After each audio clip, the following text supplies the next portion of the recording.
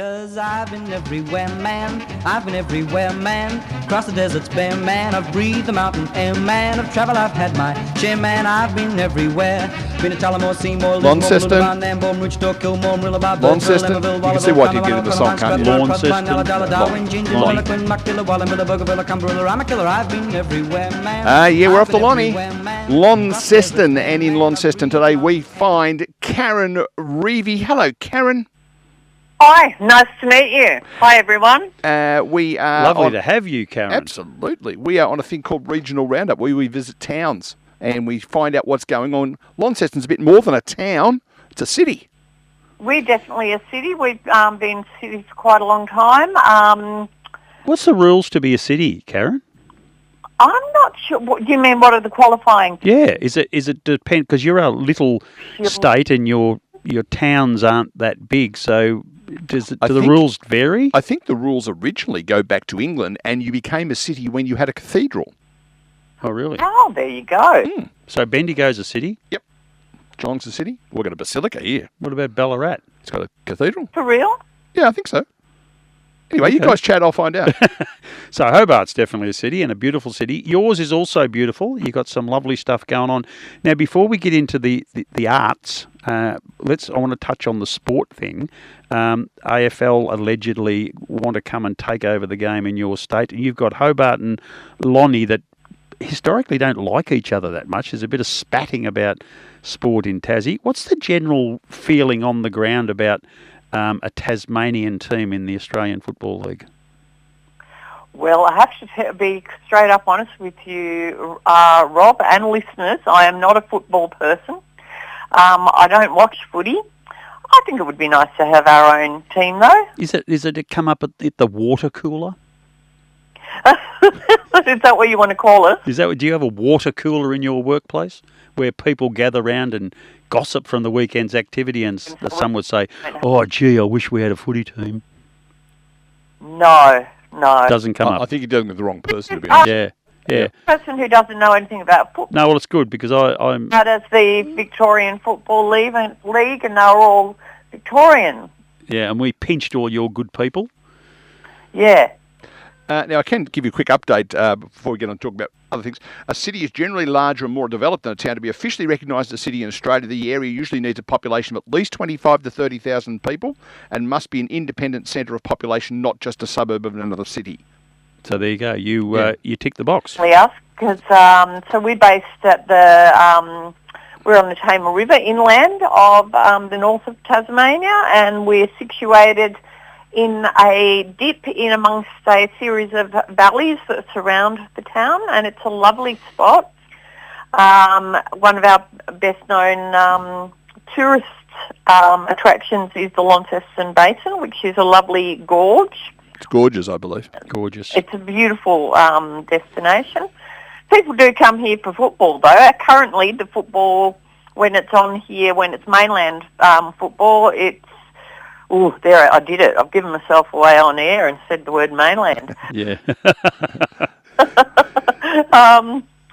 So when we have footy down here in Launceston, it comes to our footy stadium, which is sponsored by the university here. And when that happens, you get all sorts of people out in their colours and booking up the restaurants.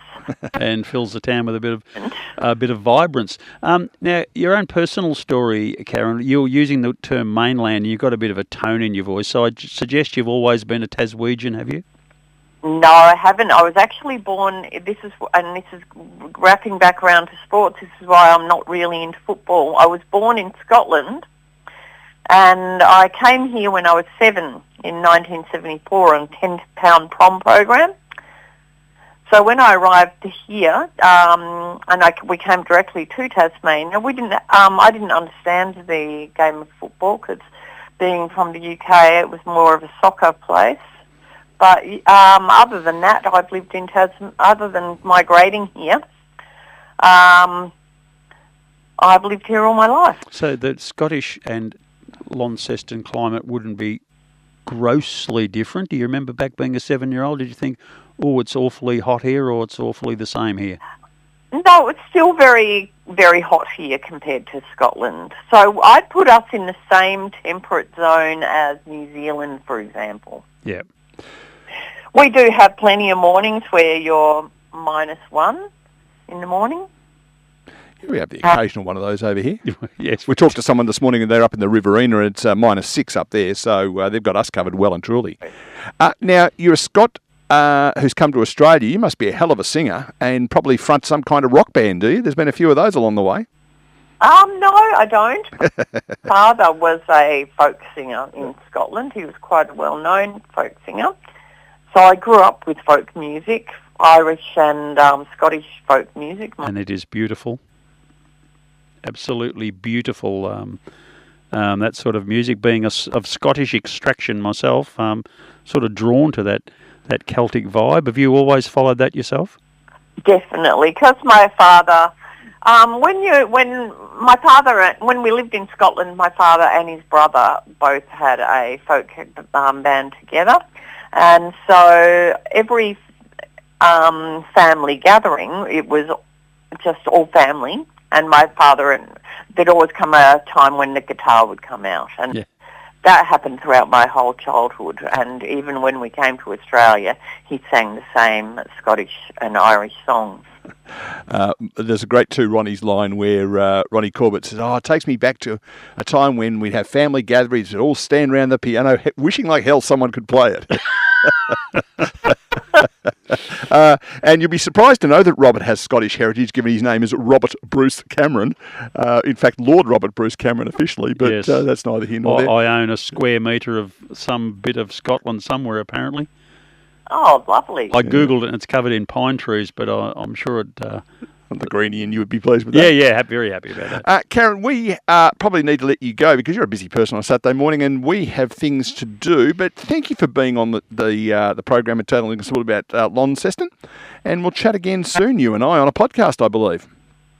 I'm coming up with you soon. I believe it's on the 30th, and we're going to talk about about Devonport, which is another great base in Tasmania, northwest, and hopefully some of the projects I've been working on in drought resilience recently. Sounds like a plan. Thank you, Karen. We'll chat soon. All right, then. Best wishes, Karen. All the best.